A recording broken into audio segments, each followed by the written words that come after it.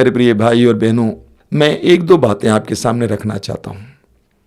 सबसे पहली बात यह है कि हमें विशेष प्रार्थना करने की ज़रूरत है अपने देश के लिए। इन दिनों हमें बहुत सारी घटनाओं के बारे में, दर्दनाक घटनाओं के बारे में पढ़ने और सुनने को मिलती हैं, जहाँ पर हमारी बहनों और हमारी माताओं के साथ शोषण होता है, बलात्कार होता है। दुर्भाग्यवश शोषित लोगों के साथ इस तरह हो रहा है। हम उनके लिए प्रार्थना करेंगे, जो शोषक हैं और शोषित हैं, सबके लिए प्रार्थना करेंगे। एक विश्वासी होने के नाते हमारी जिम्मेदारी है कि हम अपने देश के लिए, जनता के लिए प्रार्थना करें। दूसरी बात, हालांकि लोग कहते हैं कोरोना समाप्त हुआ है, जबकि सत्य यह नहीं है। कोरोना और ज़्यादा फैल रहा है, लेकिन हमें कोरोना से डरने की आवश्यकता नहीं है। बीते दिनों में बहुत सारे लोग कोरोना से डर के मारे मर गए हैं, डर के मारे बीमार पड़े हैं, डर के मारे असुरक्षा महसूस किए, डिप्रेशन में आए हैं। हमें डरने की आवश्यकता नहीं है। ये सच्चाई है कि कोरोना वायरस को रोकने के लिए, हमें प्रवेश करने से रोकने के लिए अभी तक दवाई बनी नहीं है। लेकिन एक और सच्चाई है, वो सच्चाई यह है कि कोरोना वायरस हमारे अंदर प्रवेश करने के बाद हमारे अंदर जो रोग उत्पन्न होते हैं, उन रोगों से छुटकारे के लिए हमारे पास दवा है। कोई भी रोग हो, इसीलिए घबराने की ज़रूरत नहीं है, डरने की ज़रूरत नहीं है।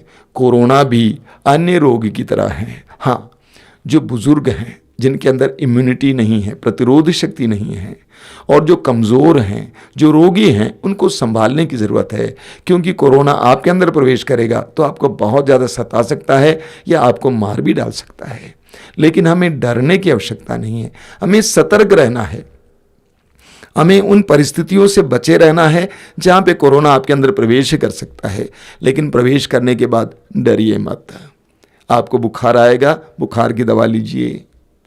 आपको घबराहट महसूस होगी, चिंता मत कीजिए, प्रभु आपके साथ है। आपको खांसी आएगी, खांसी की दवा लीजिए। आपको सिर दर्द आएगा, सिर दर्द की दवा ले लीजिए, आप बिल्कुल ठीक हो जाएंगे। घबराइए मत, डरिए मत। डर को भागना चाहिए। अभी हमें कोरोना से डरने की कोई आवश्यकता नहीं है। हमारे पास उससे उत्पन्न रोगों से छुटकारे के लिए दवाइयाँ हैं, और सबसे बड़ी दवा प्रभु यीशु का पवित्र रक्त है। जब मैं बीमार पड़ा था, मैं यही दोहराता था, यीशु मेरा डॉक्टर है, यीशु का रक्त मेरी दवा है। बार बार दोहराता था। आप ठीक हो जाएंगे।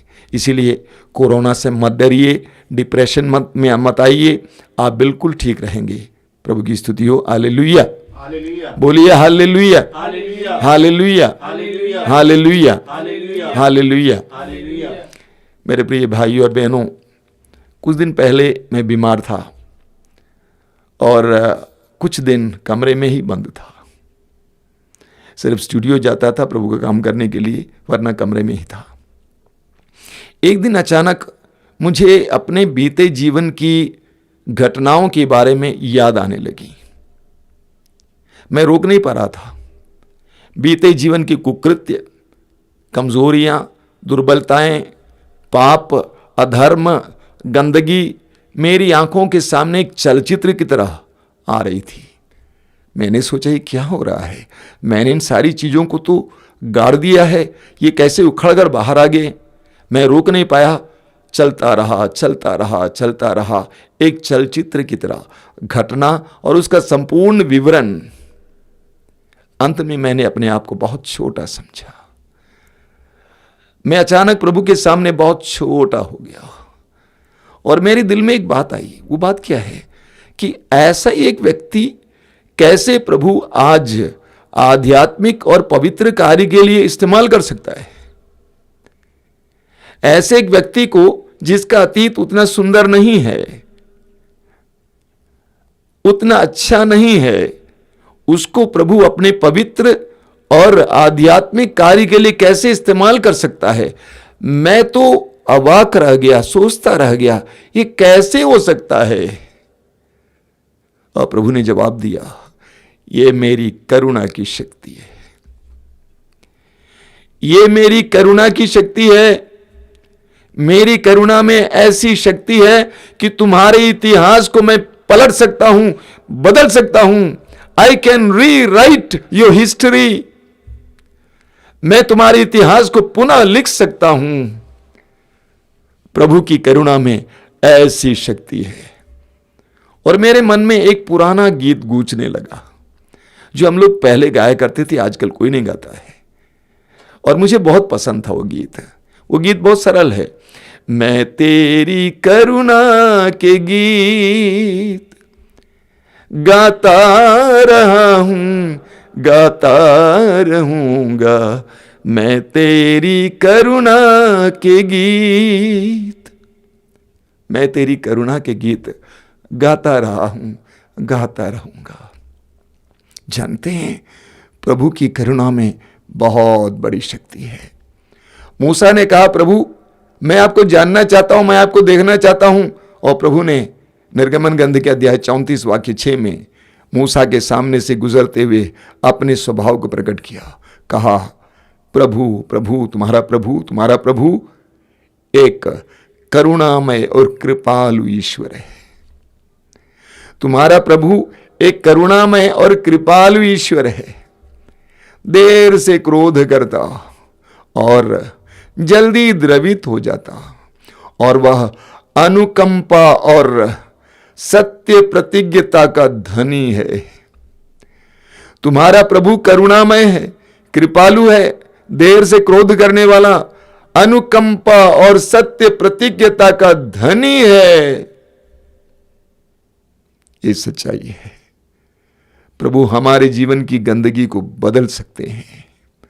आप इस्यास नबी के ग्रंथ के अध्याय 1 वाक्य 18 में पढ़ेंगे। प्रभु कहते हैं, तुम्हारे पाप सिंदूर की तरह लाल क्यों न हो, तुम्हारे पाप सिंदूर की तरह लाल क्यों न हो, वे हिम की तरह उज्जवल हो जाएंगे। तुम्हारे पाप किरमिज की तरह मटमैले क्यों न हो, वे ऊन की तरह श्वेत हो जाएंगे, सफेद हो जाएंगे। प्रभु ये कर सकते हैं, प्रभु ये करने में समर्थ हैं। हमारे घटिया से घटिया परिस्थिति को प्रभु बढ़िया परिस्थिति में बदल सकते हैं। नोबडी कैन स्टॉप हिम, कोई उसको रोक नहीं सकता है। यूहन्ना के सुसमाचार के अध्याय 2 में आप पढ़ेंगे, काना नगर के विवाह भोज में अंगूरी घट गई। माता मरियम ने सेवकों से कहा, जैसे यीशु कहेगा वैसे करना। और उन्होंने 6 मटके जिसमें बहुत पानी रखा जाता था हाथ धोने के लिए, उसको पानी से भरवाया। और प्रभु ने कहा कि इसमें से कुछ लेकर प्रबंधक को दिखाओ। और वे प्रबंधक को दिखाने गए। मार्ग में वो जल अंगूरी में बदल गया और वह प्रबंधक को दिखाया। प्रबंधक ने उसको चख लिया और कहा, ये क्या है? पहले तो अच्छी अंगूरी, बढ़िया अंगूरी परोसी जाती है, उसके बाद घटिया, लेकिन आप लोगों ने इसको अच्छी अंगूरी को, बढ़िया अंगूरी को अब तक रख छोड़े हैं। घटिया से घटिया पानी जिसके द्वारा लोग हाथ धोते थे, उस घटिया पानी को प्रभु यीशु ने बढ़िया अंगूरी में परिवर्तित किया। बोलिए hallelujah, hallelujah, hallelujah, hallelujah, hallelujah. घटिया से घटिया पानी को प्रभु यीशु ने बढ़िया से अंगूरी में परिवर्तित किया। प्रभु ये कर सकते हैं। प्रभु की करुणा ये कर सकती है। नए विधान में हमें बहुत सुंदर सुंदर उदाहरण मिलते हैं। यूहन्ना के सुसमाचार के अध्याय 4 आप सभी जानते हैं। समारिया की रहने वाली वो नारी, समारिया की रहने वाली वो नारी पानी भरने के लिए दोपहर के समय याकूब के कुएं की ओर जाती है और वहां प्रभु यीशु उसका मुक्तिदाता इंतजार कर रहा था। यीशु से मुलाकात होती है, बातचीत होती है, वो यीशु को पहचानती है, पहचानते ही उसकी जिंदगी बदल जाती है। गांव में जाके लोगों से बोलती है, आइए और देखिए उस व्यक्ति को जिसने मुझे वो सब बता दिया जो मैंने अपनी जिंदगी में किया है, कहीं वो मसीह तो नहीं है। लोग यीशु को देखने आ जाते हैं। क्या समारी स्त्री ने कभी सोचा था, जो अपने घर से घड़ा लिए पानी भरने के लिए दोपहर के समय आ रही थी, क्या उसने कभी सोचा था कि आज मेरे पापमय और वासनापूर्ण जिंदगी का आखिरी दिन होगा? कभी नहीं सोचा था, लेकिन हुआ। क्या दुनिया ने कभी सोचा था ये नारी जो पापोमय जीवन बिता रही थी, जिसकी 5 शादियां हुई थी, अब छठे पुरुष के साथ रह रही थी बिना शादी के ही। ऐसे वासना में लिप्त, वासना से युक्त नारी बदल सकती है और यीशु के सुसमाचार की संदेशवाहिका हो सकती है, किसी ने नहीं सोचा, लेकिन हुआ। प्रभु की करुणा की शक्ति देखिए, प्रभु की करुणा की शक्ति देखिए। प्रेरित चरित्र के अध्याय 9 में और वाक्य अध्याय 22 इत्यादि में साउल के बारे में हम पढ़ते हैं, जो बाद में पौल पुकारा गया। साउल, जिसका नाम सुनते ही प्रभु यीशु के शिष्य थर थर कांपते थे। इतना खतरनाक, धर्मांध, कट्टरवादी, आतंकवादी साउल, जिसका नाम सुनते ही विश्वासी लोग घबरा जाते थे। यरूशलेम में जितने विश्वासी थे उनको इकट्ठा करके जेल में डलवा दिया, और अब दमिश्क के मार्ग पर, दमिश्क में भी वही कार्य करने के लिए जा रहा है।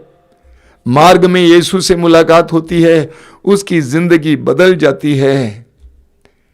जब साउल दमिश्क के अधिकारियों के लिए पत्र लेकर वहां के विश्वासियों को जेल में डलवाने के लिए, ठूंसने के लिए जा रहा था, क्या उसने कभी सोचा कि मार्ग में उसी इंसान से, उसी व्यक्ति से मेरी मुलाकात हुई जिसको मैं सता रहा था, और मैं उसका पागल बन जाऊंगा, दीवाना बन जाऊंगा?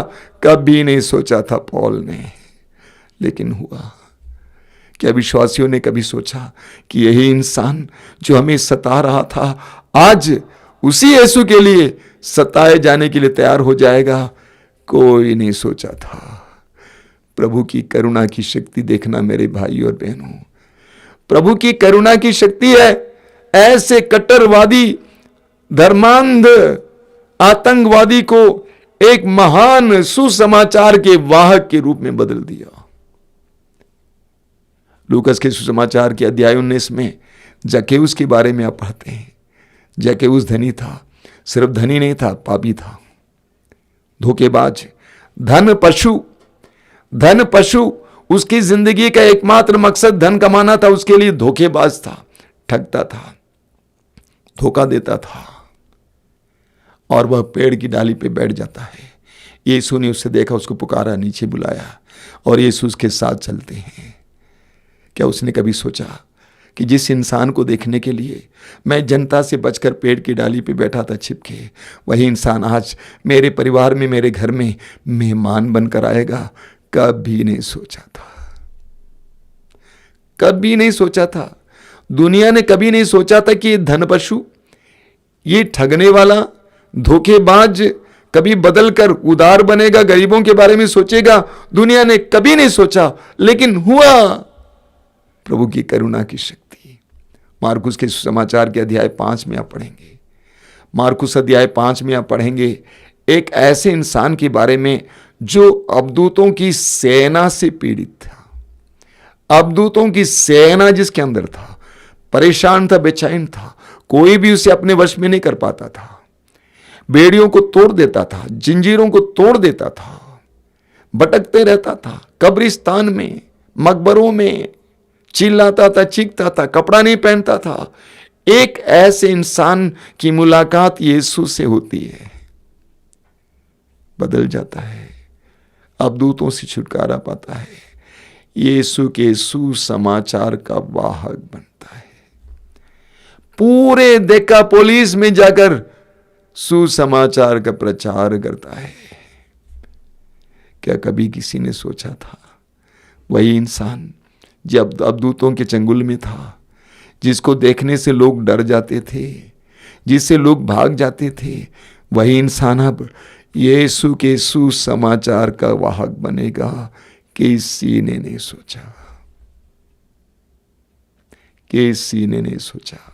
संत पौलुस अपने बारे में कहते हैं, तिमोथी का पहला पत्र उसके अध्याय 1 वाक्य 15 और 16 में यह कथन सुनिश्चित और नितांत विश्वसनीय है कि ईसा मसीह पापियों को बचाने के लिए इस संसार में आए और उनमें से सर्वप्रथम मैं हूं।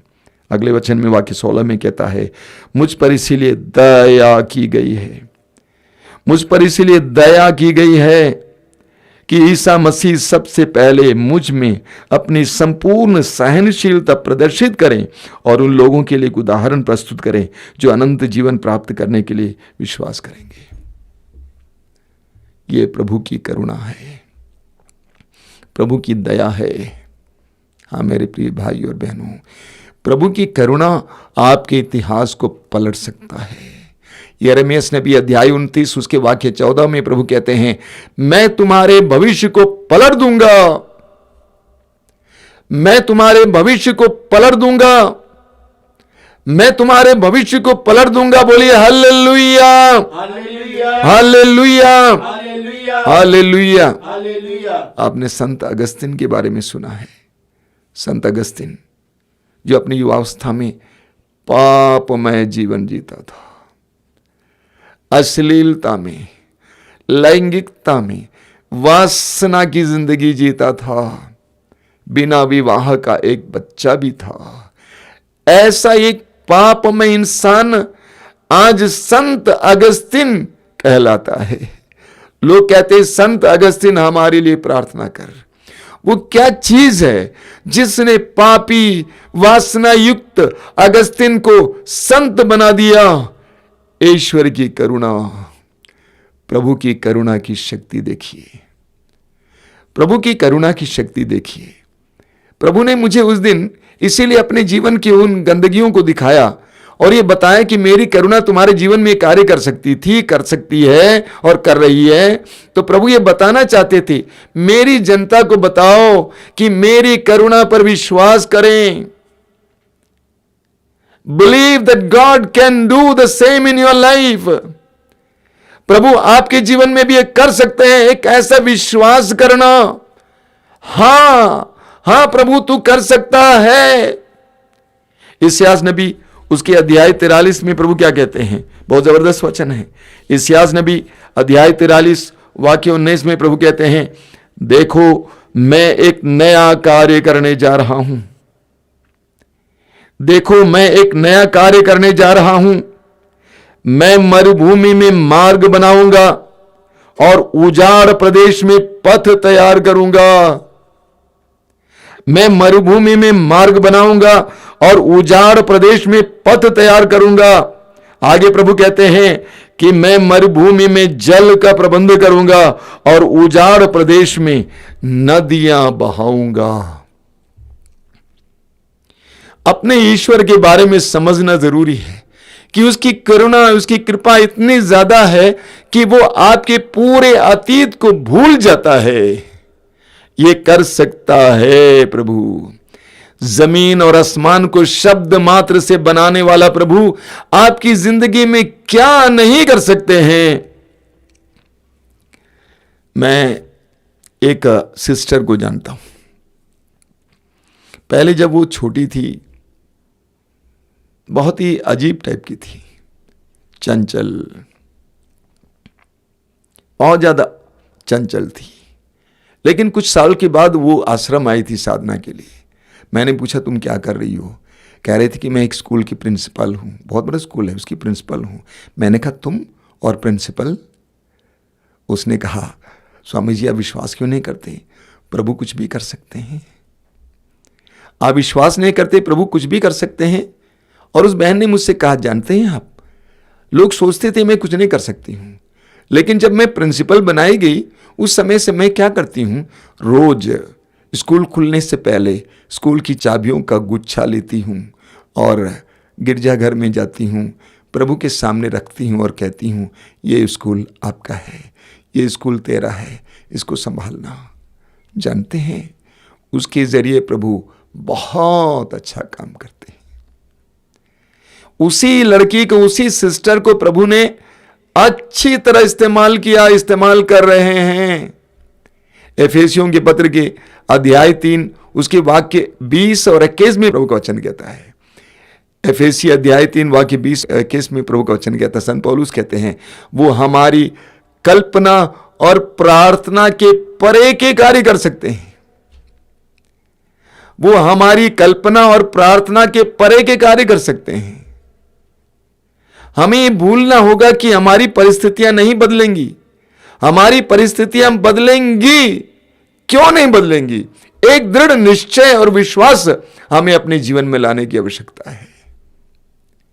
हमारी कल्पना और प्रार्थना के परे के कार्य वो करने में सक्षम है, समर्थ है। मैं एक भाई को जानता हूं, करीब 20-25 साल से आश्रम में आते हैं। बहुत गरीब थे, बहुत गरीब थे, साइकिल से आते थे, दर्जी का काम करते थे, छोटे घर में रहते थे, झोपड़ियों में रहते थे। इतने गरीब थे, उसकी अर्थव्यवस्था इतनी खराब थी कि 2 बेटियों की शादी एक साथ करा दिए थे। मैं स्वयं उस शादी में भाग लेने गया था। इतने गरीब झोपड़ी में रहने वाले आज 3 मंजिल के लंबे चौड़े मकान में रहते हैं, कारोबार करते हैं। उनका अपना इंग्लिश मीडियम स्कूल खुल गया है।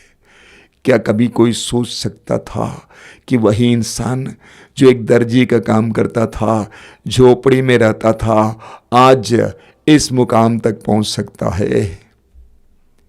क्या उन्होंने स्वयं सोचा था कि मैं जिस परिस्थिति में रह रहा था वो परिस्थिति बदल जाएगी और मैं ऐसी परिस्थिति में रह पाऊंगा? कभी नहीं सोचे थे।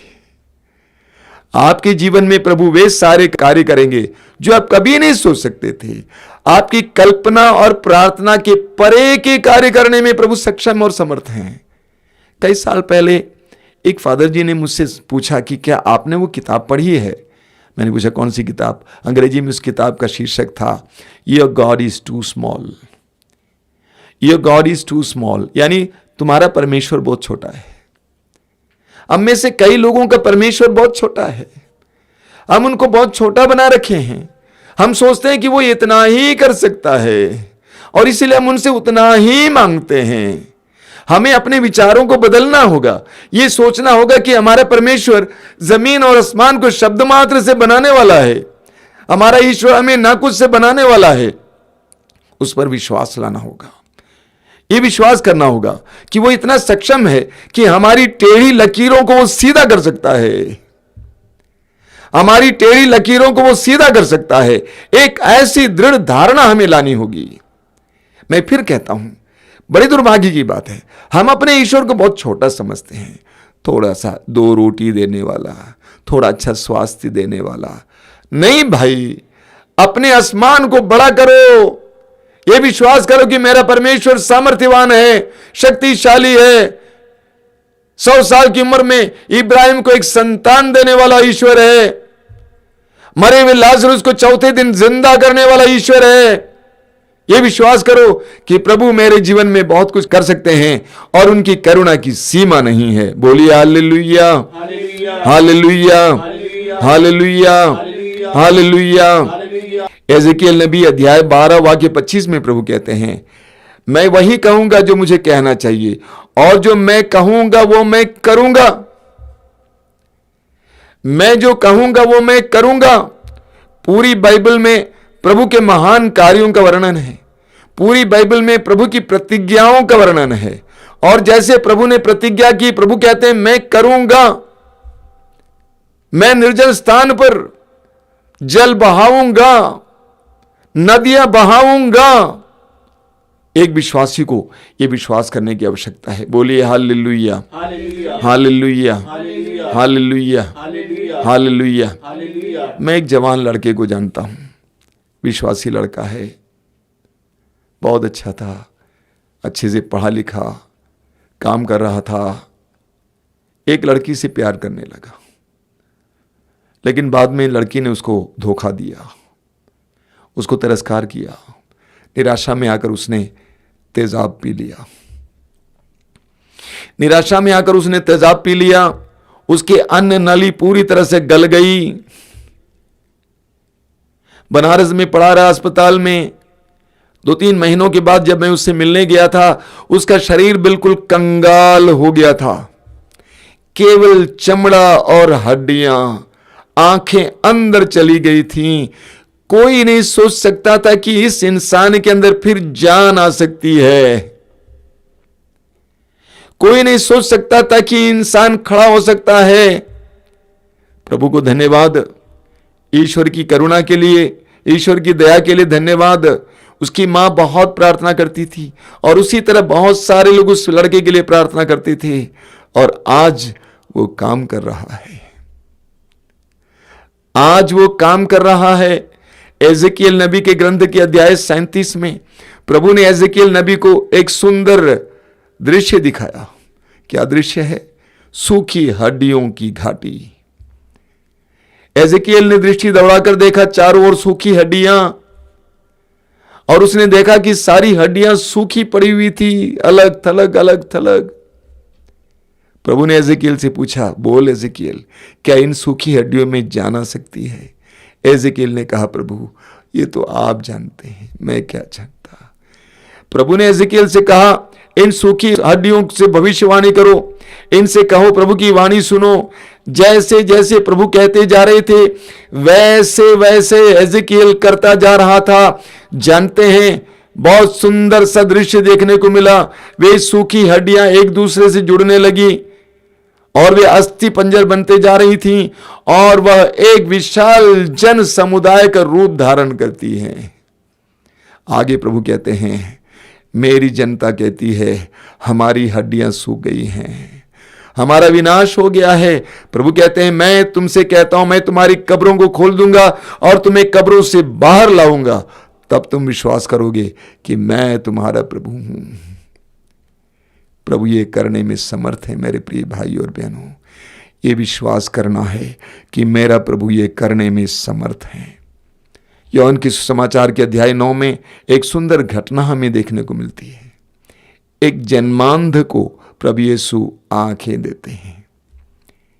जिसकी आंखें नहीं थी, जिसकी आंखें नहीं थी, जन्म से अंधा था, यीशु आंखें दे देते हैं। लोग अचंभित हो गए, आश्चर्यचकित हो गए।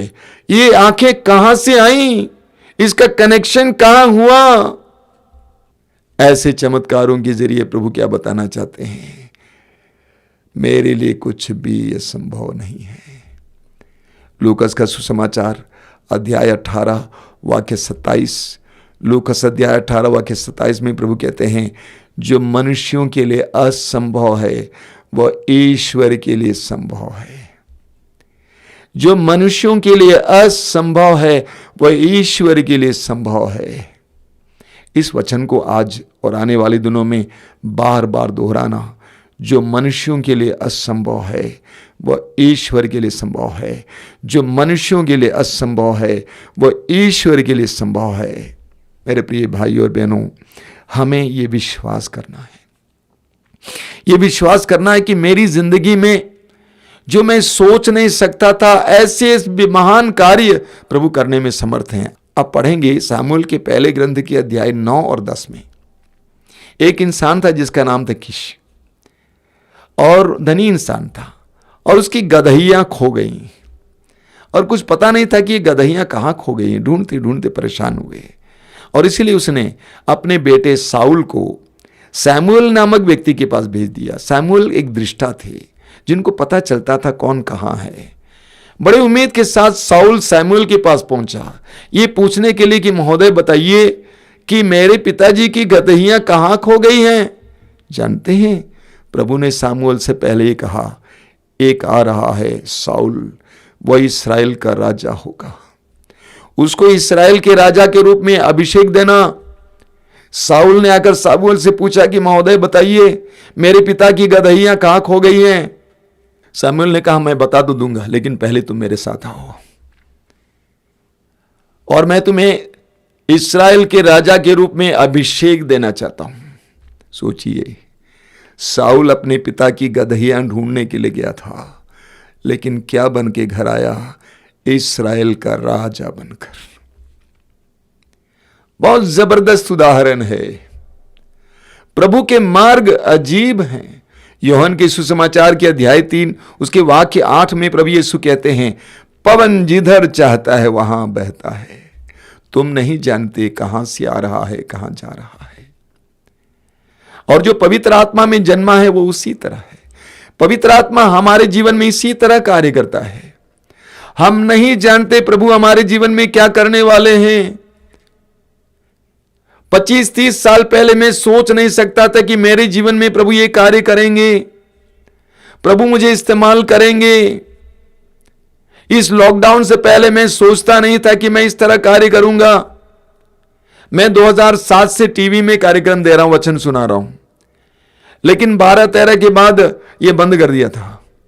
हमारा स्टूडियो बंद पड़ा था, ये रहने की जगह बन गई थी, लोग यहां पे आके सोते थे।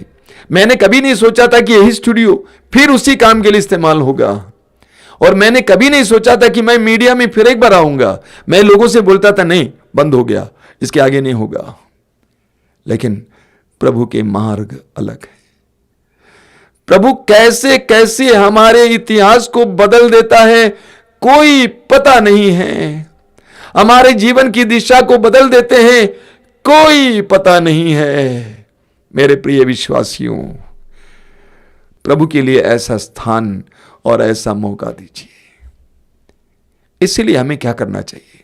प्रभु की करुणा में इतनी शक्ति है कि हमारी परिस्थितियों को बदल सकती है, हमारे भविष्य को पलट सकती है। तो हमें क्या करना चाहिए? सबसे पहले हमें किसी को भी यह सोचकर तिरस्कार नहीं करना चाहिए कि यह बेकार है। यह किसी के बारे में नहीं कहना चाहिए कभी सुधर नहीं सकता है। ये कभी कह नहीं सकते हैं कि ये बेकार है, इसे कोई फायदा नहीं है, कोई इसको बचा नहीं सकता है। बिल्कुल नहीं, प्रभु के लिए कुछ भी असंभव नहीं है। क्या कभी किसी ने सोचा साउल जैसे आतंकवादी, कट्टरवादी, धर्मांध यीशु का शिष्य बनेगा? नहीं सोचा था। इसलिए किसी को भी कंडेम नहीं करना है, किसी को भी इस तरह दोष लगाकर परित्याग नहीं करना चाहिए। नंबर 2, हमें कभी भी हमेशा के लिए निराश नहीं होना चाहिए। हमें कभी भी हमेशा के लिए निराश नहीं होना चाहिए। आज की परिस्थिति हमें निराश कर देती है जरूर, चाहे वो अर्थव्यवस्था हो, आर्थिक स्थिति हो, बेरोजगारी हो, रोग हो, निराशा हो। आज की परिस्थिति हमें निराश कर देती है जरूर, लेकिन विश्वास करना है मेरी परिस्थिति बदलेगी। यूदा इस्करियोती यीशु के शिष्य के अंदर यह नहीं था।